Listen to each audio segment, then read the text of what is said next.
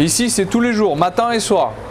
Ici, on fait pas de stock, les fromages frais comme ça, on fait pas de stock sur 3 jours, ça. C'est matin et soir, frais, bien comme il faut. On a le plaisir d'avoir du monde et du coup, ouais, ça finit tous les jours.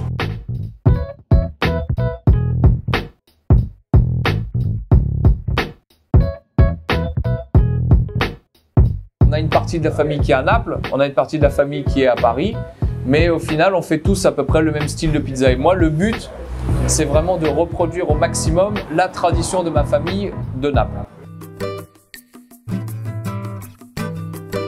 Il y a une mode actuelle que j'aime pas du tout, c'est le fait de vouloir transformer la pizza en cuisine gastronomique.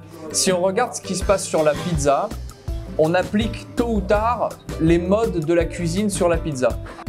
Ma règle à moi, c'est que la pizza, ça doit être quelque chose de simple. Pour que ça soit bon, il faut que ça soit simple. C'est-à-dire qu'il ne faut pas qu'il y ait 10 000 ingrédients dessus. Il faut qu'il y ait une sauce, un fromage, une charcuterie, de l'huile, une herbe, quelque chose, mais il ne faut pas qu'il y ait 10 ingrédients. Quand on veut faire quelque chose de bien, il faut avoir une mentalité qualitative. C'est tout. Il ne faut pas penser à l'argent. Il faut penser à la qualité et à la satisfaction client.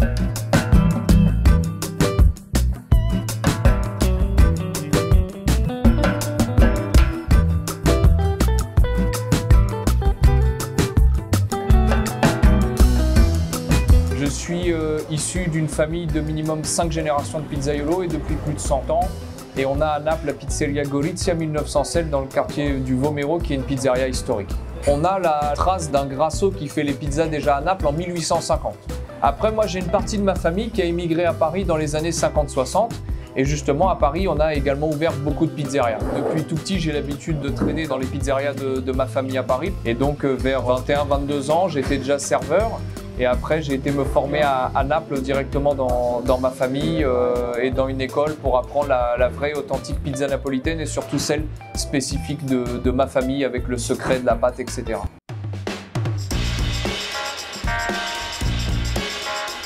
Une pizza napolitaine, c'est eau, sel, levure, farine. Et on peut même utiliser ce qu'on appelle le lievito madre.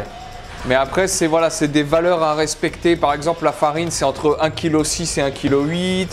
Le sel, c'est entre 40 et 60 grammes. On ne met pas la pâte au frigo. Uniquement température ambiante. Et après, pour que ça soit vraie pizza napolitaine, il faut le four à bois. Si c'est pas four à bois, c'est pas vraiment 100% de la vraie pizza napolitaine, comme à Naples. Le truc que les gens aiment beaucoup ici, c'est le fait que je prenne des produits de terroir vraiment simples et bons.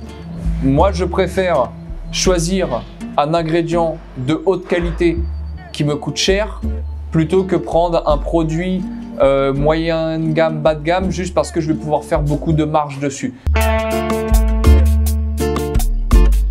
Moi, je fais avant tout les choses par passion parce que moi, mon but au fond, c'est pas d'ouvrir 10 pizzerias. Moi, mon but, c'est d'avoir une pizzeria, de bien la gérer, que les clients soient contents, que ça soit un peu comme une expérience. Quand ils viennent chez moi, il faut qu'ils aient l'impression d'être à Naples. Donc je veux prendre vraiment les produits de meilleure qualité possible. On préfère ne pas faire beaucoup de choses, mais essayer en tout cas de les faire bien. La pizza napolitaine, c'est un peu l'ancêtre du fast-food, mais c'est du fast-food qualitatif.